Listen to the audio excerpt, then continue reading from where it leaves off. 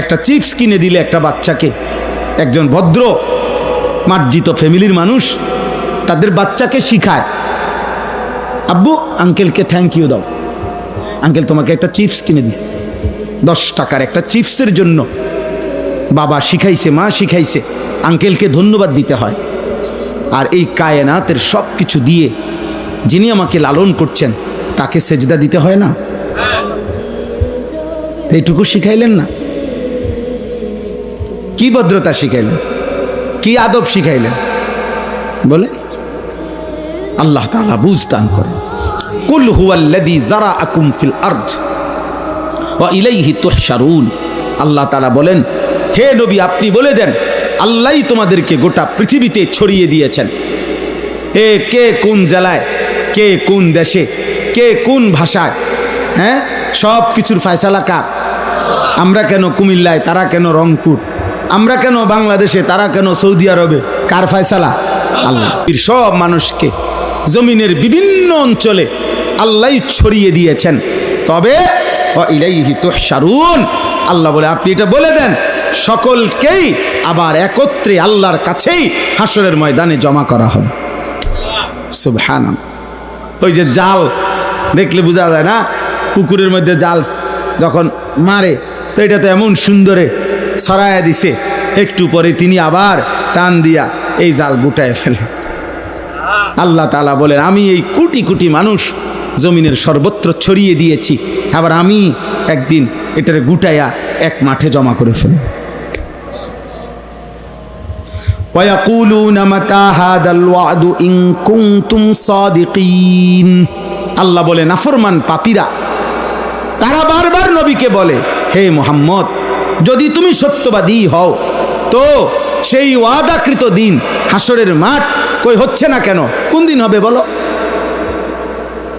এই বিদ্রুপ করত, নবীজিকে ঠাট্টা করত, কই বাপ মরল, দাদা মরল, দাদার বাপ মরল, দাদার দাদা মরে গেল, কেউই তো কই কোনো হাসরের নামগন্ধ দেখলাম না, আখিরাতের নামগন্ধ দেখলাম না, কই হয় না কা? এভাবে বিদ্রুপ করত। এই অনেক মানুষ আছে তো ভিতরে ভিতরে, ও মাইত না হুজুররাই দি কয়, ও যত কয় এত না, ও এত না। আমি একদিন একজনরে কইছি, চাচা আচ্ছা ধরে নিলাম আমি যত কইছি এত না, মনে করেন এর অর্ধেক, তা আপনি অর্ধেক ফিডা লইতেন ফেরবেন নি হেটা তো? তাহলে আমি যে এত কই এত নাকি? বুঝেন না এমনি কথাটা? আমাদের বলার অর্ধেক ফিডা লইতেন পারবেন আপনি, কবরের আযাব নিতে পারবেন। অথচ আসলে বাস্তব কথা এটাই যে আসলে আমরা যত কই তত না, বরং তার চাইতে কোটি গুণ বেশি, তার চাইতে কম না, বরং কি বেশি। কারণ প্রকৃত জান্নাত জাহান্নামের বর্ণনা আল্লাহ বলছে তোমরা কেউই পুরো আন্দাজ করতে পারবা না এই চোখে দেখার আগ পর্যন্ত। তাহলে আমরা সেই পূর্ণ বর্ণনা কই থেকে দেব? বরং তার চাইতে অনেক বেশি।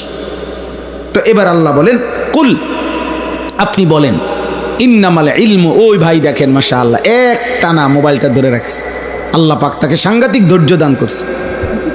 আল্লাহ তাআলা হ্যাঁ অনেকক্ষণ কঠিন ধৈর্য দিছে তাকে। আল্লাহ হাত হয়তো ব্যথা করতে আছে, মাগার মোবাইল নামায়, কারণ 1 সেকেন্ড মোবাইল থেকে বিচ্ছিন্ন হওয়া মানে মরে যাওয়া। আহা বদনসিব, হায় দুর্ভাগা মুসলমান। কুল ইন্নামাল ইলমু ইনদাল্লাহ, আল্লাহ বলেন হে নবী আপনি বলেন নিশ্চয়ই কিয়ামতের পূর্ণ ইলম ঠিক ফু দিবে কোন দিন, হাসরের মাঠ হবে কোন দিন, সে সবটাই একমাত্র ইলম আল্লাহর নিকট। কার নিকট? ওয়া ইন্নামা আনা নাযীরুম মুবিন, আমি শুধু আল্লাহর পক্ষ থেকে স্পষ্ট ভয় প্রদর্শন করছি। আমার দায়িত্ব তোমাদেরকে বলা, তোমাদেরকে ভয় প্রদর্শন করা, আমি আমার দায়িত্ব আদায় করছি। আর প্রকৃত পক্ষে ঠিক কোন দিন ইসরাফিল ফু দিবে সেই ইলম কার কাছে? ফালাম্মা রাআউহু যুলফাতান সিআত বুজুহুল লাযীনা কাফারু ওয়া ক্বিলা হাদাল্লাযী কুনতুম বিহি তাদউন। আল্লাহ বলেন সত্যি সত্যি একদিন হঠাৎ যখন ইসরাফিল ফু দিবে আর হাসরের মাঠ কায়েম হবে, সবগুলো বেঈমান কাফের তাদের চেহারাটা হাসরের ময়দানকে যখন সত্যি সত্যি দেখবে তখন চেহারাটা কালো হয়ে যাবে, আর ফেরেশতারা বলবে, হে বেঈমান, এটাই সেই দিন যেদিন দুনিয়ায় অহংকার করে তুমি বারবার দাবি করতা হয় না কা, এই হইল আজকে।